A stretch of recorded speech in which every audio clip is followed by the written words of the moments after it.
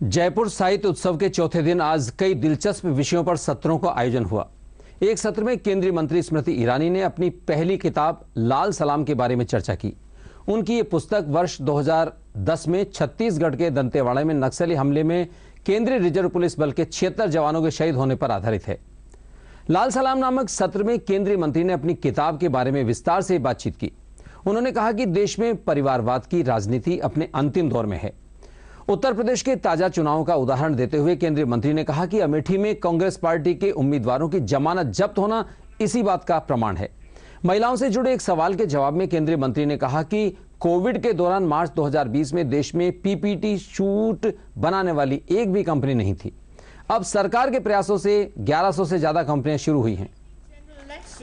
She was elected to local. Question and answers. I've had the privilege of being the textiles minister of our country. In the year 2020, our country till the month of March did not produce a single PPE suit. We did not have any raw material. We did not have any machines. There was a global lockdown. And in those lockdown moments, we had from 0 to 1100 companies established in India in just 3 months. And we became the second largest exporters in the world, and we did so by realigning our manufacturing strength, and that was done. 80% of that workforce was female, and all of them were indigenous patriots. अब साल 2014 में मैं अमेठी से चुनाव हारी थी आयुष, तो तुमने जो कहा वो सच है। कभी ना कभी आप फेल करोगे, लेकिन सक्सेस किस लिए चाहिए आपको? Why do you want to succeed? If you need to have, that is a conversation you need to have with yourself. I was fighting a legacy that was bleeding my country dry. I was not fighting for myself. And I was adamant कि मैं तब तक लड़ूंगी जब तक जीतूंगी नहीं। और अभी जो चुनाव गया उसमें उनकी जमानत जब्त हो गई अमेठी में।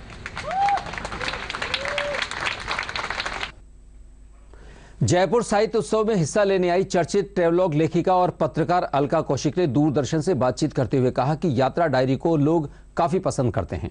उन्होंने अपने अनुभव साझा करते हुए यात्रा ब्लॉग के बारे में बताया। ट्रैवलॉग जर्नलिस्ट और ट्रैवलॉग राइटर अलका कौशिक जी, हम उनसे बात करेंगे कि किस तरह ट्रैवलॉग राइटिंग करना कितना मुश्किल है, किस तरह के अनुभव उनके ट्रैवलॉग राइटिंग को लेकर रहे हैं। अलका जी, बहुत बहुत स्वागत है आपका। किस तरह के अनुभव आपको ट्रैवलॉग राइटर के हैं?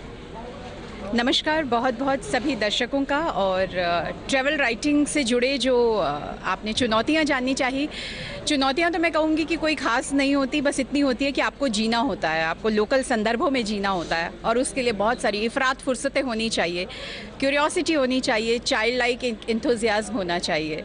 ऐसा नहीं होता कि भागते दौड़ते बस कुछ टिक मार्क हमने करने हैं और हमने कोई बकेट लिस्ट बना ली, आज यहाँ भागना है, आज वहाँ भागना है। ऐसा करके चलेंगे तो वो रिपोर्टिंग होती है। एक जर्नलिस्ट का काम ट्रैवल राइटर से अलहदा होता है, और वो अलहदा बस इसी अंदाज में होता है, इसी मायने में होता है कि आप डूब जाइए, जब डूबेंगे तभी उतरेंगे। आप अपनी जो ट्रैवलॉग ब्लॉग लिखती है उससे किस तरह के अनुभव आप लोगों के साथ साझा करती है? क्या वो लोग आपकी यात्राओं से सीखते हैं, जान सकते हैं? एक ट्रैवल राइटर की ड्यूटी होती है वहाँ जाइए और अनुभव कीजिए, उस जगह को जिए, जमकर जी लीजिए और फिर दर्शकों को बताइए, ताकि दर्शक जब आपके शब्दों को पढ़ें तो एक तो उनके सामने एक विजुअल पिक्चर क्रिएट हो और उनको ये लगे कि उंगली थाम कर आप उनको अपने साथ लेकर गए हैं। तो गूगल करके हर जगह जाने की ज़रूरत नहीं है, जाइए, लोकल लोगों से मिलिए, उनके साथ बातचीत कीजिए, तो वो जो मंजिल खुलती है ना, बड़े नए अंदाज में खुलती है, आपको एक नई तस्वीर मिलती है वहाँ से। जी, बहुत ठीक फरमाया अलका कौशिक हमारे साथी जी कह रही थी कि यदि कहीं आपको जाना है, घूमना है, तो वहाँ का जो लोकल जो स्थानीय आनंद है उसको महसूस करने की आवश्यकता है, तभी उस यात्रा का एक आनंद होता है। मुरारी गुप्ता, दूरदर्शन समाचार, जयपुर। To please come.